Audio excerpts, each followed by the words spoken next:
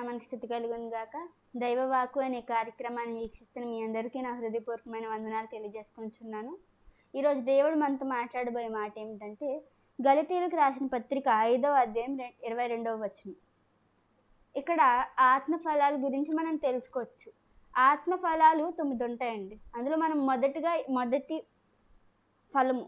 మొదటి ఆత్మ ఫలము ఈరోజు మనం నేర్చుకోబోతున్నాం. ప్రేమ, గాడ్స్ లవ్. ప్రేమ మనలో ఎప్పుడు ఉండాలండి. దేవుని ప్రేమతో మనం ఎప్పుడు ఉండాలి. దీనికి మనము ఒక ఎగ్జాంపుల్ మనం తీసుకోవచ్చు.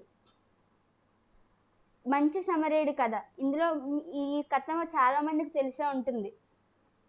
మంచి సమరేయుడు, ఒక వ్యక్తి ఒక దారి గుండా ప్రయాణిస్తున్నప్పుడు దొంగలు వచ్చేసి తనని కొట్టేసి తన దగ్గర ఉన్న ధనము మొత్తం అన్ని దోచుకుని వెళ్ళిపోతారండి. తన గాయాలతో ఆ దారి గుండా పడి ఉండగా అటు ప్రధాన యాజకుడు వెళ్తారు, కానీ పట్టించుకోకుండా వెళ్ళిపోతారు. తర్వాత లేవీయుడు వెళ్తారు, ఆయన కూడా పట్టించుకోకుండా వెళ్ళిపోతారు. తర్వాత సమరేయుడు వస్తాడండి. ఆయన అతన్ని పడిపోయిన ఉన్న వ్యక్తిని లేపి తన గాయాలు కట్టి తనకి కావలసినవి ఇస్తాడు. ఇక్కడ చూసినట్లయితే మన లైఫ్లో కూడా మనం పడిపోయి ఉన్నప్పుడు, లేదా వేరే వాళ్ళు పడిపోయి ఉన్నప్పుడు అందరూ చూసి వెళ్ళిపోతూ ఉంటారు. లోకస్తులు, లేదంటే దేవుని ప్రేమ లేనివారు చూసి చూడకుండా వెళ్ళిపోతూ ఉంటారు. కానీ మనం మాత్రం దేవుని ప్రేమ కలిగి ఉండి మనం ఇతరులకి దేవుని ప్రేమను మన నుంచి కనపరచాలండి. We need to express God's love, reflect God's love through us. మనం చూసిన వెంటనే తినలో దేవుని ప్రేమ ఉంది అని తెలుసుకోవాలి. ఈ రోజు నుంచి మీరందరూ కూడా దేవుని ప్రేమని కలిగి ఉండాలి. మిమ్మల్ని చూసిన వెంటనే మీరు దేవుని పిల్లలు అని మీకు తెలియాలి. అది దేవుని ప్రేమ వల్ల సాధ్యం అండి.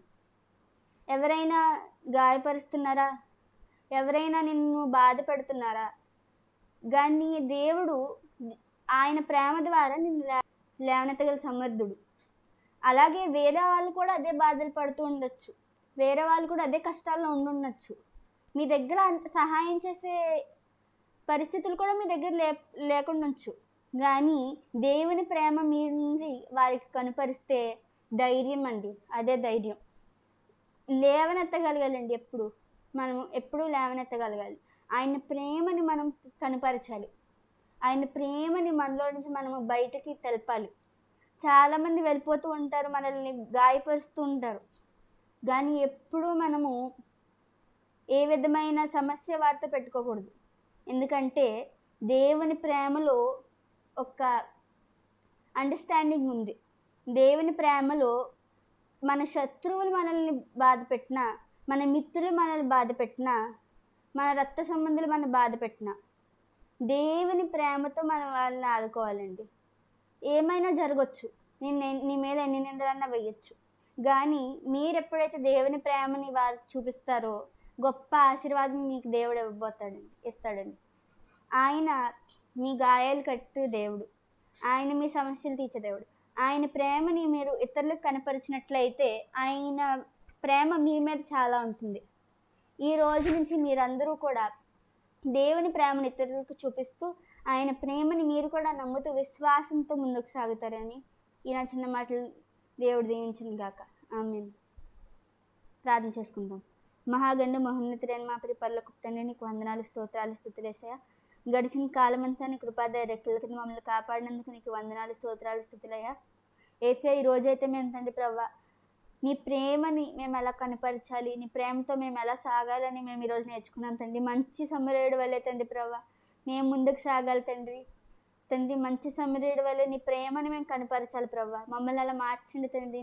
నీ ప్రేమని మేము తండ్రి ప్రవ్వా వృధా చేయకుండా ఇతరులకి సహాయం చేయాలి తండ్రి ప్రభా. నీ ప్రేమ ద్వారా మేము తండ్రి ప్రభా ఊహించలేని కార్యాలు ఇతరులకు చేయాలి తండ్రి. ఏసయ్యా, నీ ప్రేమని మాపై చూపించి తండ్రి ప్రభా మేము చాలా మందికి నీ ప్రేమను చూపించే భాగ్యాన్ని మాకు దయచేయండి ప్రభా.